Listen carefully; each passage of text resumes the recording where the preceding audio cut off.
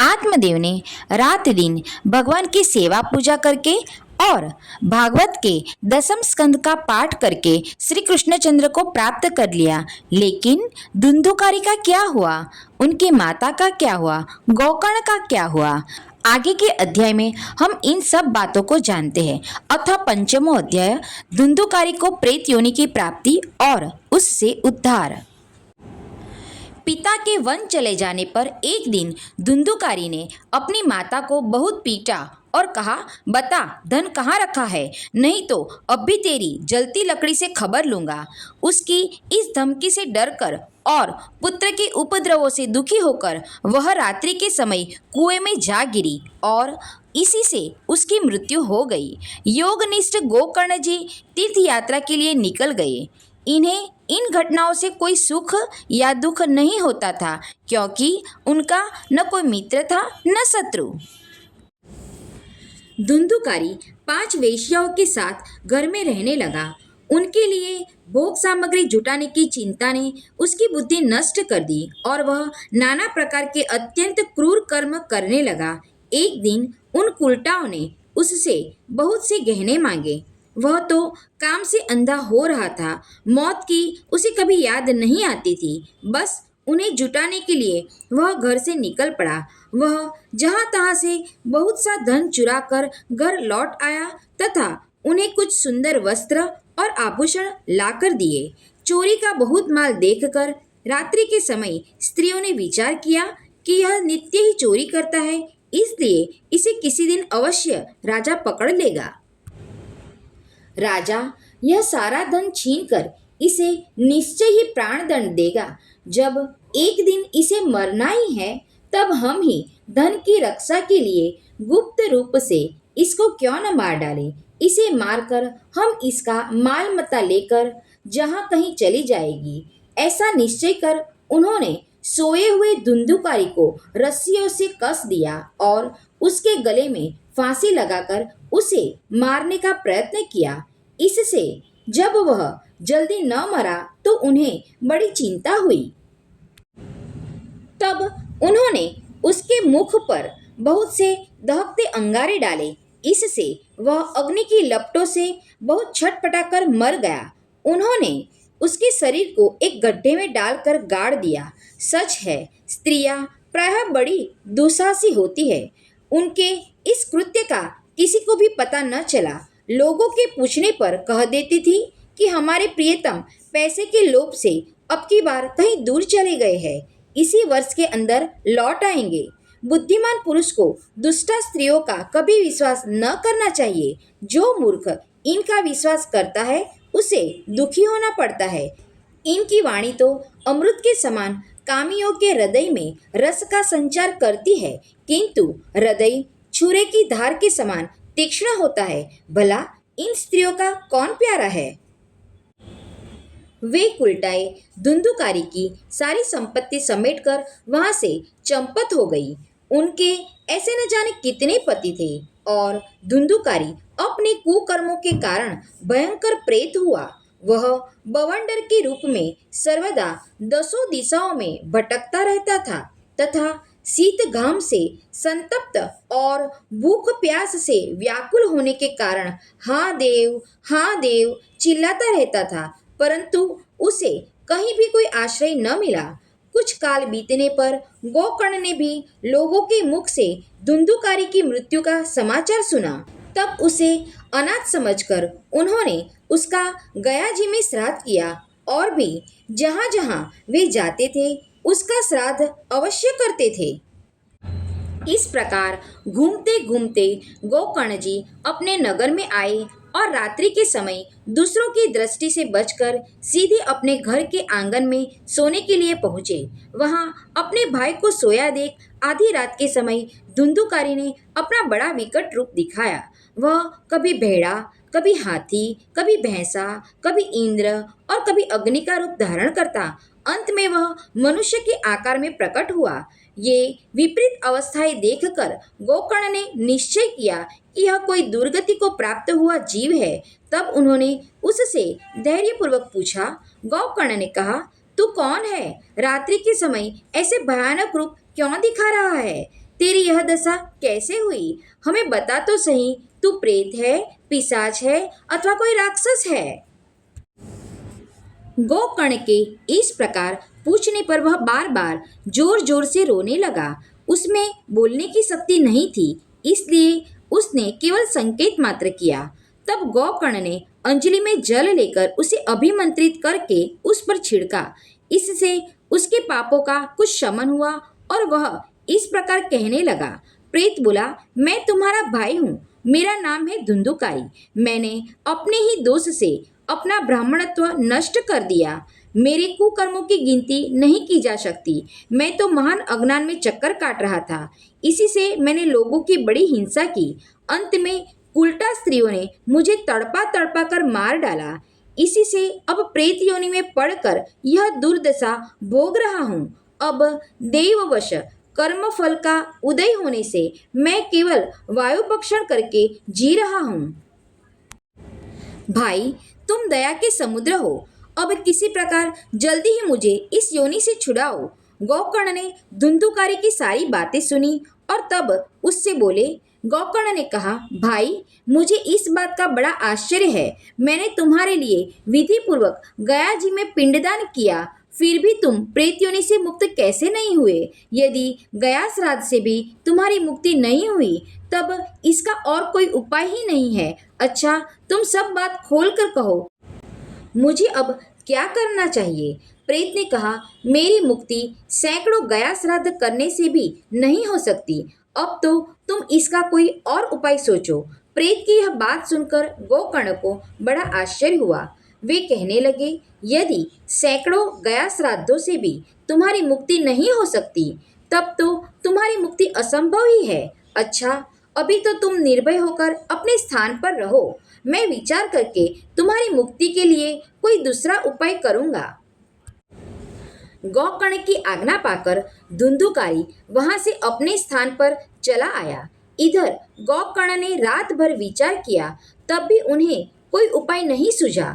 प्रातःकाल उनको आया देख लोग प्रेम से उनसे मिलने आए। तब गोकर्ण ने रात में जो कुछ जिस प्रकार हुआ था वह सब उन्हें सुना दिया।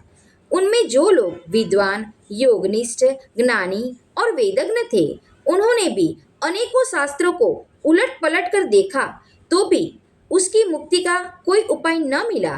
तब सबने यही निश्चय किया कि इस विषय में सूर्य नारायण जो आज्ञा करे वही करना चाहिए। अतः गोकर्ण ने अपने तपोबल से सूर्य की गति को रोक दिया। उन्होंने स्तुति की, भगवान, आप सारे संसार के साक्षी हैं। मैं आपको नमस्कार करता हूँ। आप मुझे कृपा करके धुंधुकारी की मुक्ति का साधन बताइए। गोकर्ण की यह प्रार्थना सुनकर सूर्यदेव ने दूर से ही स्पष्ट शब्दों में कहा, श्रीमद् भागवत से मुक्ति हो सकती है, इसलिए तुम उसका सप्ताह पारायण करो। सूर्य का यह धर्ममय वचन वहां सभी ने सुना। तब सबने यही कहा कि प्रयत्न पूर्वक यही करो। है भी यह साधन बहुत सरल। अतः गोकर्ण जी भी तदनुसार निश्चय करके कथा सुनाने के लिए तैयार हो गए।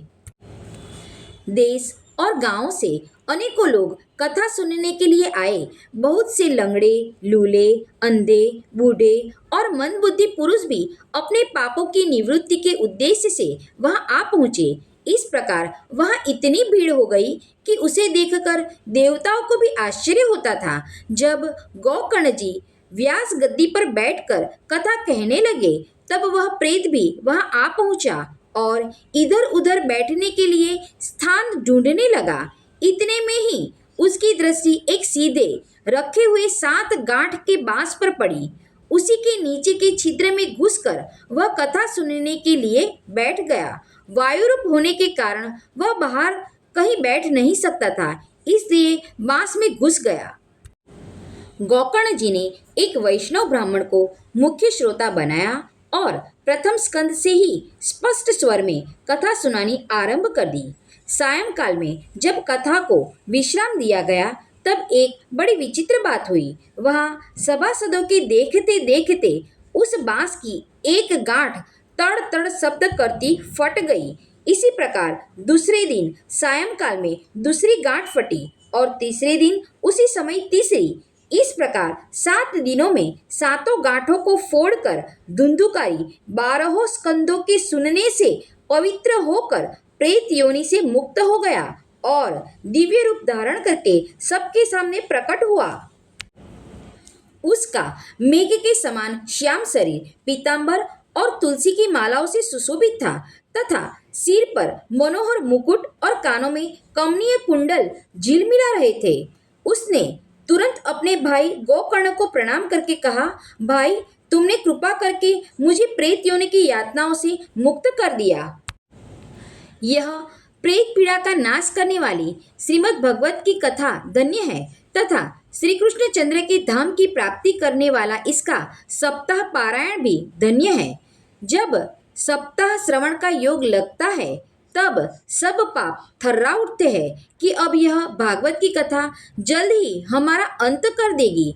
जिस प्रकार आग गीली सूखी छोटी बड़ी सब तरह की लकड़ियों को जला डालती है, उसी प्रकार यह सप्ताह श्रवण मन वचन और कर्म द्वारा किए हुए नए पुराने छोटे बड़े सभी प्रकार के पापों को भस्म कर देता है।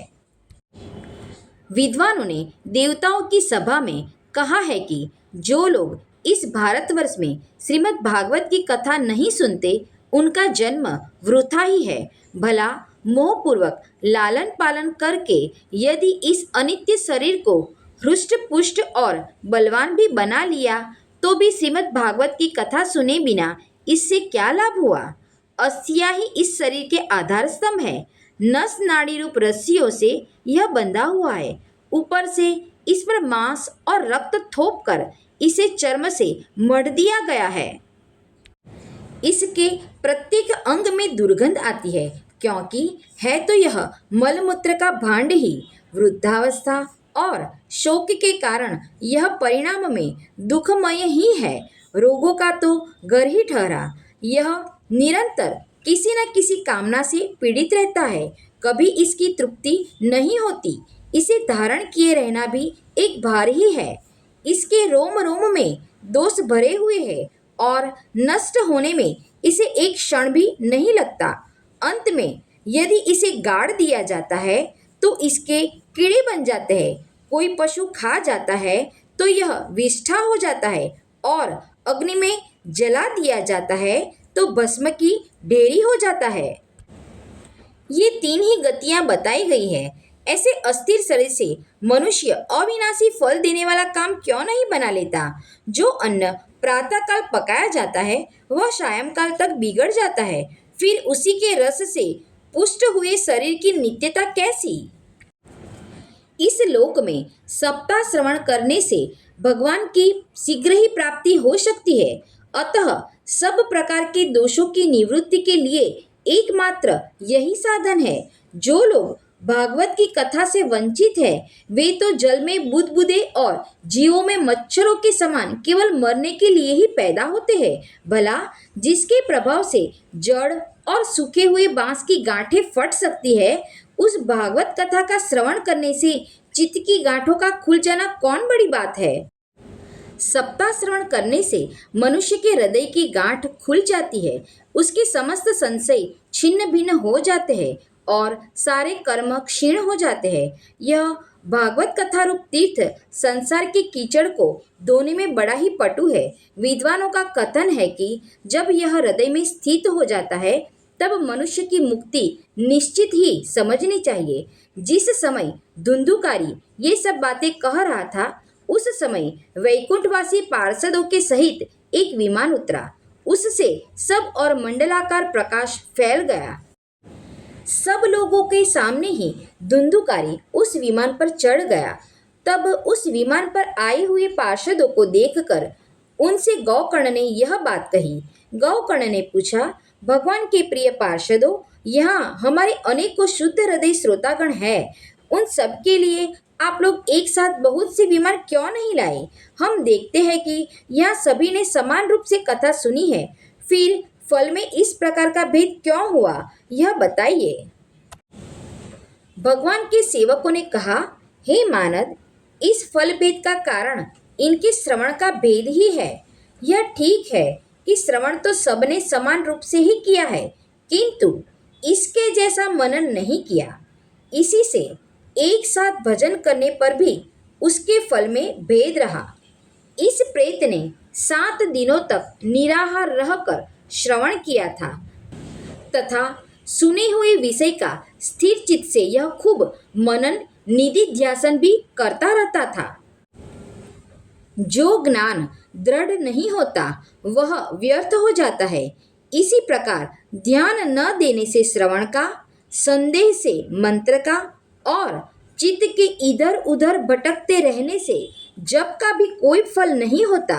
वैष्णवहीन देश, अपात्र को कराया हुआ श्राद्ध का भोजन, अक्षोत्रिय को किया हुआ दान एवं आचारहीन कुल, इन सब का नाश हो जाता है। गुरु वचनों में विश्वास, दीनता का भाव, मन के दोषों पर विजय और कथा में चित्त की एकाग्रता इत्यादि नियमों का यदि पालन किया जाए तो श्रवण का यथार्थ फल मिलता है। यदि ये श्रोता फिर से श्रीमद् भागवत की कथा सुने तो निश्चय ही सबको वैकुंठ की प्राप्ति होगी और गोकर्ण जी आपको तो भगवान स्वयं आकर गोलोक धाम में ले जाएंगे। यों कहकर वे सब पार्षद हरि कीर्तन करते वैकुंठ लोक को चले गए। श्रावण मास में गोकर्ण जी ने फिर उसी प्रकार सप्ताह क्रम से कथा कही और उन श्रोताओं ने उसे फिर सुना। नारद जी, इस कथा की समाप्ति पर जो कुछ हुआ वह सुनिए। वहां भक्तों से भरे हुए विमानों के साथ भगवान प्रकट हुए। सब ओर से खूब जय जयकार और नमस्कार की ध्वनियां होने लगी। भगवान स्वयं हर्षित होकर अपनी 5 जन्य शंख की ध्वनि करने लगे और उन्होंने गोकर्ण को हृदय से लगाकर अपने ही समान बना लिया। उन्होंने क्षण भर में ही अन्य सब श्रोताओं को भी मेघ के समान श्यामवर्ण, रेशमी पीतांबर धारी तथा किरीट और कुंडल आदि से विभूषित कर दिया। उस गांव में कुत्ते और चांडाल पर्यंत जितने भी जीव थे वे सभी गोकर्ण जी की कृपा से विमानों पर चढ़ा लिए गए तथा जहां योगीजन जाते हैं उस भगवत धाम में वे भेज दिए गए। इस प्रकार भक्तवत्सल भगवान श्री कृष्ण कथा श्रवण से प्रसन्न होकर गोकर्ण जी को साथ ले अपने ग्वाल वालों के प्रिय गोलोक धाम में चले गए। पूर्व काल में जैसे अयोध्यावासी भगवान श्री राम के साथ साकेत धाम सिधारे थे, उसी प्रकार भगवान श्री कृष्ण उन सबको योगी दुर्लभ गोलोक धाम को ले गए, जिस लोक में सूर्य, चंद्रमा और सिद्धों की भी कभी गति नहीं हो सकती। उसमें वे श्रीमद् भागवत श्रवण करने से चले गए।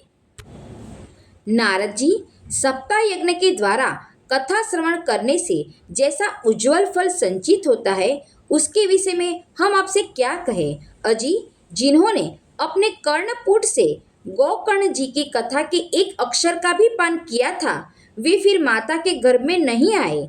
जिस गति को लोग वायु, जल तथा पत्ते खाकर शरीर सुखाने से, बहुत काल तक घोर तपस्या करने से और योगाभ्यास से भी नहीं पा सकते, उसे वे सप्ताह श्रवण से सहज में ही प्राप्त कर लेते हैं। इस परम पवित्र इतिहास का पाठ चित्रकूट पर विराजमान मुनीश्वर शांडिल्य भी ब्रह्मानंद में मग्न होकर करते रहते हैं। यह कथा बड़ी ही पवित्र है, एक बार के श्रवण से ही समस्त पाप राशि को भस्म कर देती है। यदि इसका श्राद्ध के समय पाठ किया जाए तो इससे पितृगण को बड़ी तृप्ति होती है और नित्य पाठ करने से मोक्ष की प्राप्ति होती है।